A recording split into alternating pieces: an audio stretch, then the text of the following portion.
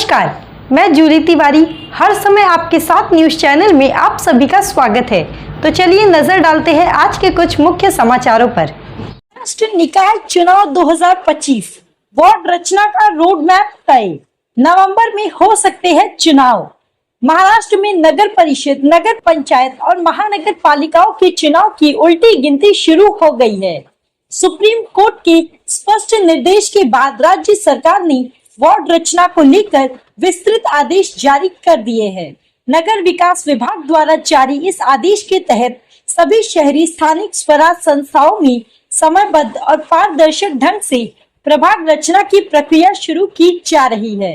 नए आदेशों के अनुसार राज्य की ए, बी और सी श्रेणी की 9 महानगर पालिकाओं ठाणे, कल्याण, डोंबिवली, नवी मुंबई, पुणे, पिंपरी चिंचवड, वसई विरार, नागपुर, नासिक और संभाजी नगर में 4 सदस्यीय प्रभाग व्यवस्था लागू की जाएगी, जबकि मुंबई महानगर पालिका में परंपरागत 1 सदस्यीय प्रभाग ही रहेगा।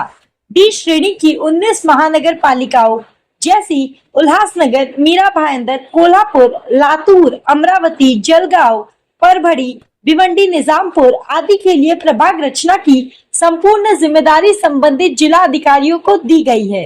नगर परिषदों के लिए 2 सदस्यीय प्रभागों की संरचना बनाई जाएगी। प्रभाग रचना 8 चरणों में पूरी की जाएगी। प्रारूप तैयार करना, जिलाधिकारी की मंजूरी, चुनाव आयोग को प्रस्ताव भेजना, अधिसूचना जारी करना, जन आपत्तियां लेना, सुनवाई आयोजित करना, अंतिम स्वीकृति प्राप्त करना और राजपत्र में प्रकाशन कर व्यापक प्रचार। प्रत्येक प्रभाग की जनसंख्या 2011 की जनगणना के आधार पर औसत 10% की सीमा में रखी जाएगी।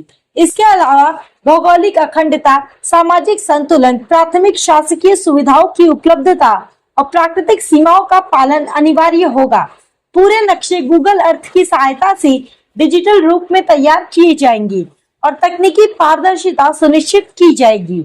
इस प्रक्रिया की गोपनीयता को बनाए रखने के सख्त निर्देश दिए गए हैं और प्रारूप को अंतिम मंजूरी से पूर्व सार्वजनिक नहीं किया जा सकेगा। यदि कोई अधिकारी या कर्मचारी इस गोपनीयता का उल्लंघन करता है तो उस पर अनुशासनात्मक कार्रवाई की जाएगी।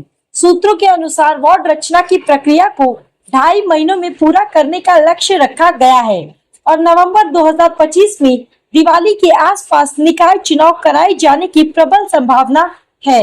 यह आदेश न केवल राज्य निर्वाचन आयोग और न्यायालय के निर्देशों का पालन सुनिश्चित करता है, बल्कि स्थानीय प्रशासन की भूमिका को भी स्पष्ट करता है।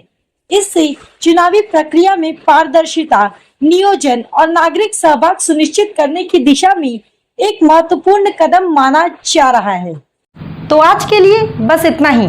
कल फिर मिलेंगे इसी समय इसी चैनल पर। तब तक के लिए मुझे दीजिए इजाजत। धन्यवाद।